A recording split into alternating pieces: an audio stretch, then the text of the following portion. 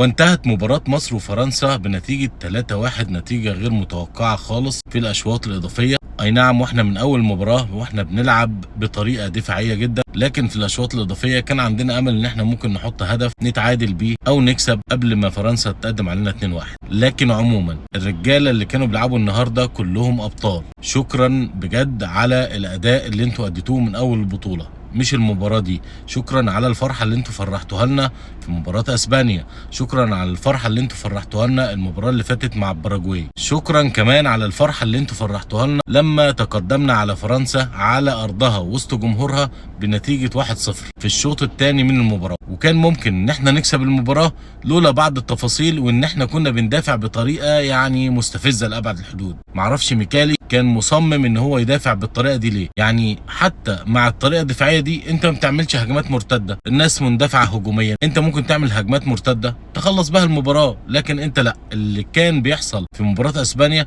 احنا ما عرفناش نعمله في مباراه فرنسا. ما اعرفش ليه. اللعيبه ممكن تكون ارهقت، ما كانش عندهم الاداء البدني القوي اللي هم يكملوا بيه ويعملوا بيه مرتدات سريعه. عامل الجمهور كان فارق معاهم. مش عارف هل دي تعليمات مدرب، الله اعلم. بس في العموم المدرب واللعيبه وكل البعثه اللي موجوده في فرنسا شكرا شكرا شكرا. انتوا اسعدتونا، انتوا عملتوا انجاز تاريخي. وصلتوا لنص النهائي من 60 سنه، ما تكررش الانجاز ده. من 60 سنه ما وصلناش نص النهائي. الجيل ده اللي ما كانش حد اصلا حاطط في اعتباراته ولا كان بيفكر فيه، ولا كان في حد مثلا مفكر ان هو ممكن يتابع المنتخب ده. المنتخب ده هو اللي اجبرنا ان احنا نتابعه ونشيد بيه ونشيد بادائه. المنتخب ده هو اللي وصل لنص النهائي اللي اجيال على مدار 60 سنه ما قدروش يوصلوا لنص النهائي. وان شاء الله رب العالمين لسه عندنا ميداليه هنلعب عليها مع المغرب، اشقائنا واخواتنا. لكن نتمنى ان شاء الله رب العالمين ان المباراه اهم حاجه انها تعدي على خير، وانها تكون بروح رياضيه ما بين اللعيبه على ارض الملعب وما بين الجماهير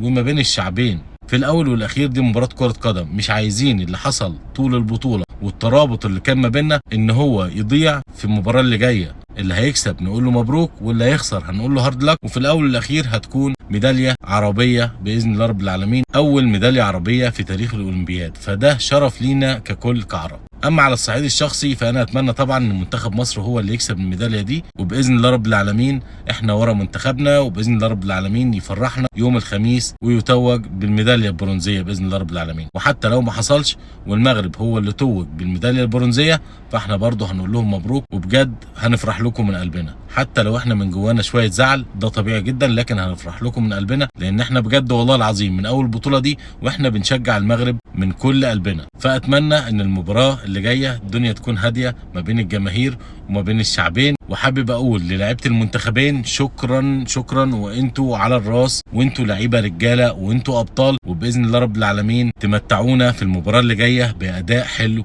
واداء مشرف، ونوري العالم كله قد ايه احنا عندنا روح رياضيه، وقد ايه احنا عندنا كوره نتنافس بقوه. لكن في الاول والاخير احنا اخوه. شكرا لكم، ونشوفكم ان شاء الله رب العالمين يوم الخميس في مباراة مصر والمغرب على الميدالية البرونزية. وباذن الله رب العالمين اللي ياخدها هو اللي يستحقها، واللي يلعب افضل هو اللي يستحقها. شكرا لكم، سلام.